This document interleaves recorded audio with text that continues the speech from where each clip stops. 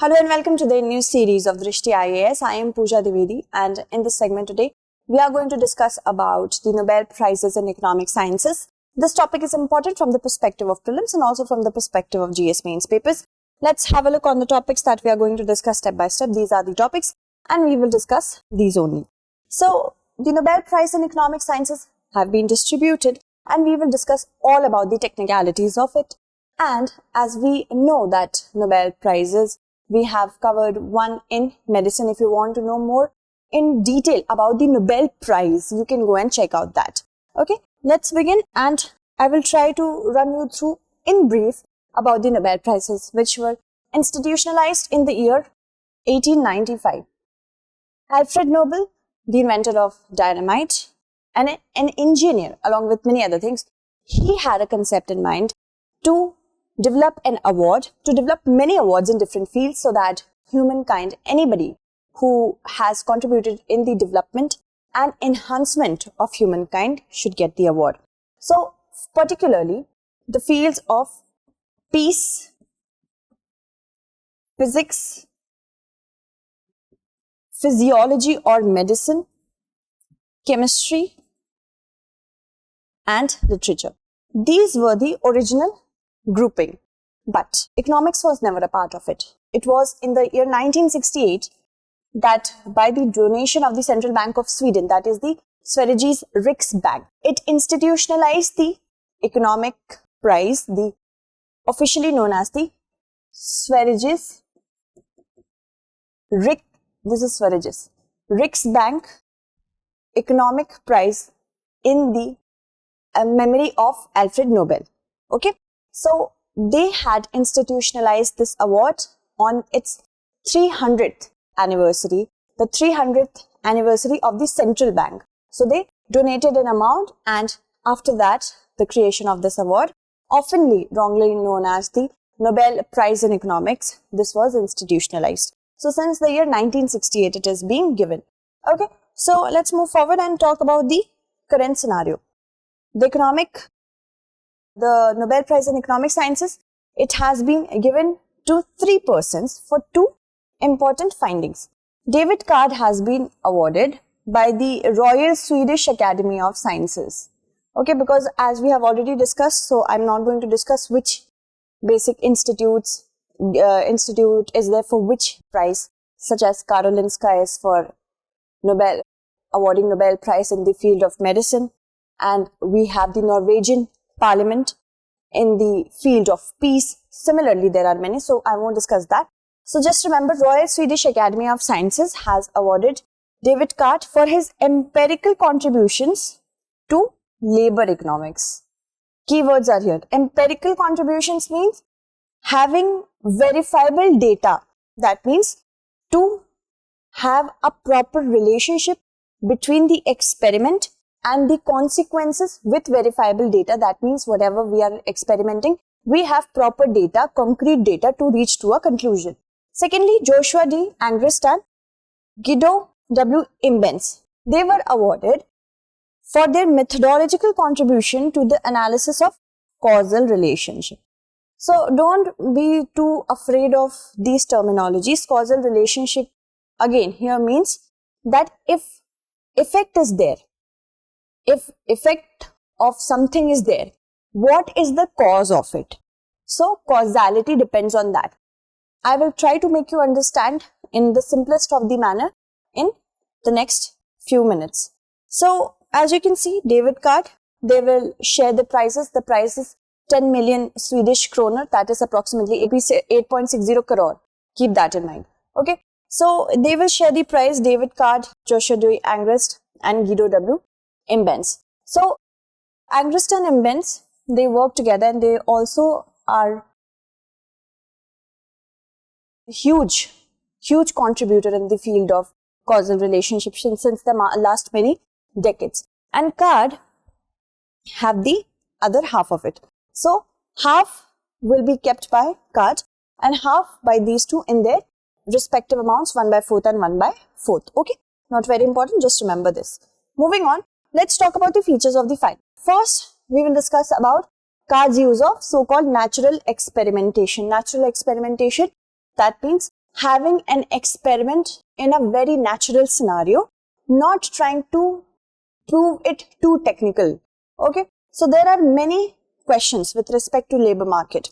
First is such that, will the rising up of minimum wages result in lowering of employment? Suppose there is a firm has, this is the firm, a firm has two employees, A and B, and the firm gives them a minimum wage of 100 rupees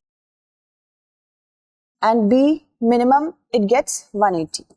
Okay, and it is said that if, this is the conventional wisdom, what is commonly thought, if it is said that if we raise the minimum wage to 200 rupees, now what will happen? The firm will not want to recruit more people.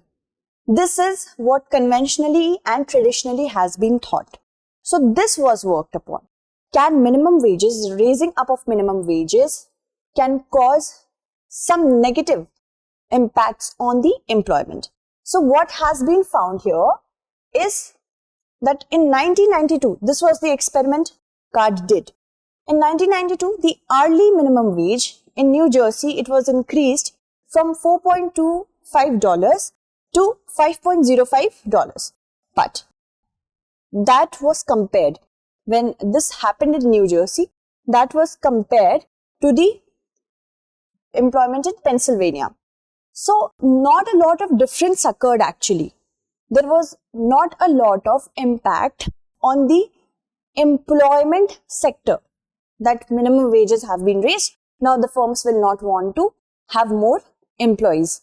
Okay, and that was the result. As simple as that.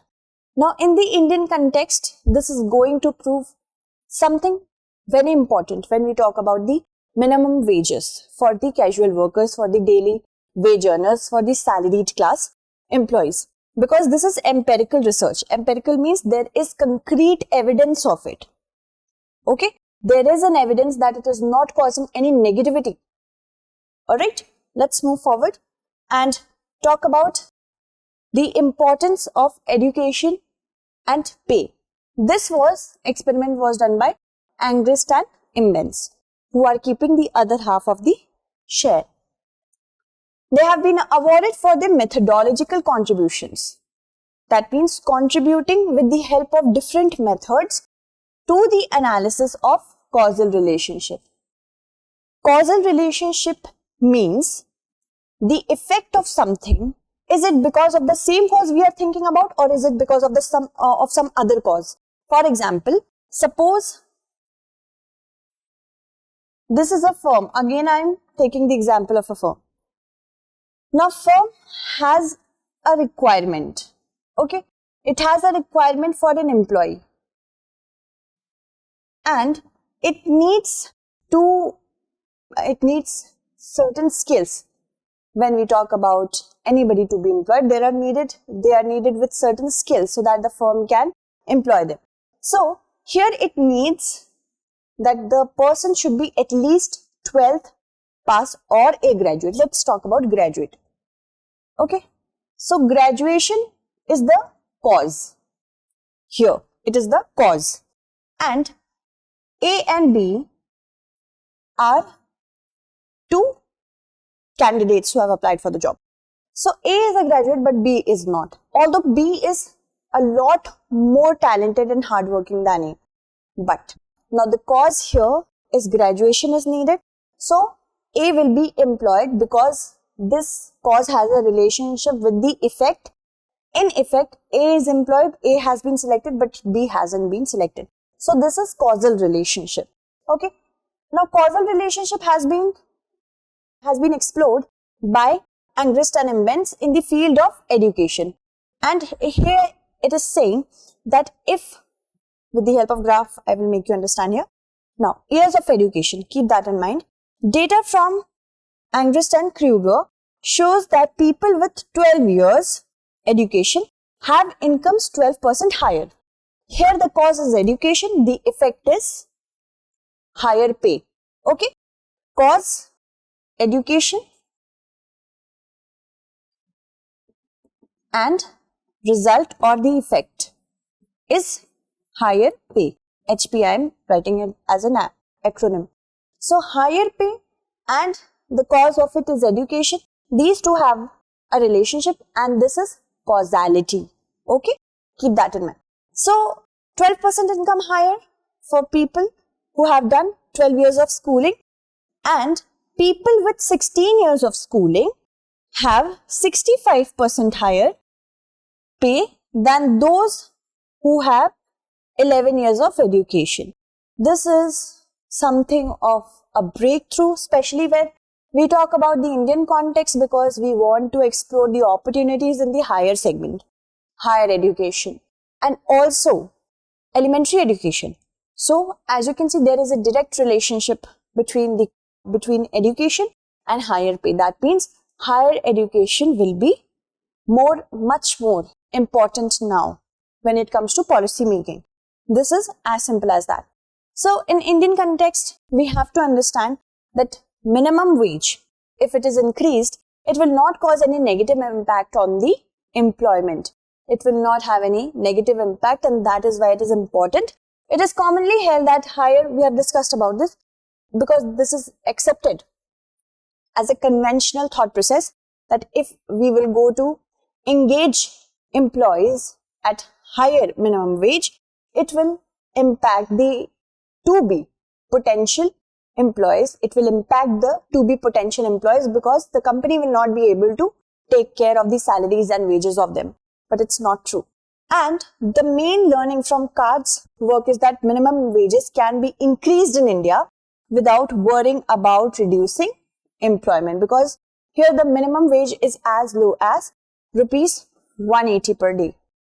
And as you must remember, in the year 2020, the certain states, including the Uttar Pradesh state government, they suspended the fundamental rights in terms of labor laws, because labor laws are very important when we talk about migrant laborers. It was done so in order to boost employment, because the firms, if they do not have to pay minimum wages, they will employ more people. This was the mind makeup of different states. But now a finding has come, and the finding has won the Nobel Prize. Let's move forward and talk about, because minimum wage code is important here, so just understand that in 2019, the Ministry of Labour and Employment introduced 4 bills on labour codes to consolidate the 29 central laws. There has been a replacement of certain central laws. Can you tell me in the comment segment what are those? So these codes, they will regulate wages, industrial relation, social security, occupational safety, health and working condition. So wages means minimum wage, which will depend on factors such as the time the person is given to the job or the pieces the person produce. I'm talking about the minimum wage of a labor. And also the floor rates also will be discussed here. Wages will also consist of floor rates. It will also take care of the skill of what is the skill needed for the job and the difficulty. Everything will be taken into account. And hence, this finding is very important in case of India. Alright, let's move forward and talk about the important other aspect, that is education. So, because mean year of schooling and importance of early schooling as well as higher education is important, this data is important for you to understand. GER at all levels of school education has improved in 2019 and 20 if we compare them to 2018 and 19. Upper primary level increased to 89.7%. Elementary level also increased to 97.8%. Secondary level increased to 77.9%, and higher secondary also increased to 51%. Although there are certain very important aspects here to be taken, that there is a gap between urban populace and rural populace. And if the years of schooling and education are not going to reach to the remotest of the population, their income pay will be, of course, hampered. As I have already told you, Angrist and Imbens, they study about the years of schooling and pay. You can take a screenshot of this. Moving on. And this was Aisha from the Ministry of Education. gross enrollment ratio in higher education in India is 27.1%, as you can see. Alright, so higher the education, better the pay. Let's move forward and talk about the problems with the gender gap in the education sector as well. Now, female enrollment, there has been a certain increase from 2012-13 to 2018-19, as you can see, from 29 to 36%. And gross enrollment ratio has also increased, as you can see. So gender parity index has also shown huge gender shift. But still, there is a problem when we talk about the enrollment ratio of women is to men, boys is to girl. Dropout rates are also strong. And the public spending on education among the big BRICS countries has been graphed here, because India is an emerging economy, so it should be, of course, compared with its counterparts as emerging economies. So India has actually not contributed a lot to spending, as you can compare from 2007 to 2016. South Africa is doing a lot, and India, I think it lags behind. Let's move forward. And before I move forward, I would like to ask you a prelims question. In 2020 and 2019, who won the Nobel Prize in Economic Sciences? Tell me in the comment segment. Okay, so conclusion we can draw from here that whatever studies have been done, it should be employed in India, and empirical data must be reached at, so that there is better policy making and targeted approach. If we will have proper data into our hands, we will be able to know where to approach at. If we do not have the data, we won't have any target, and hence there will be a loss on India's part. So that's it for today. Tomorrow we shall meet again with another segment. Until then, stay updated and thank you so much for watching.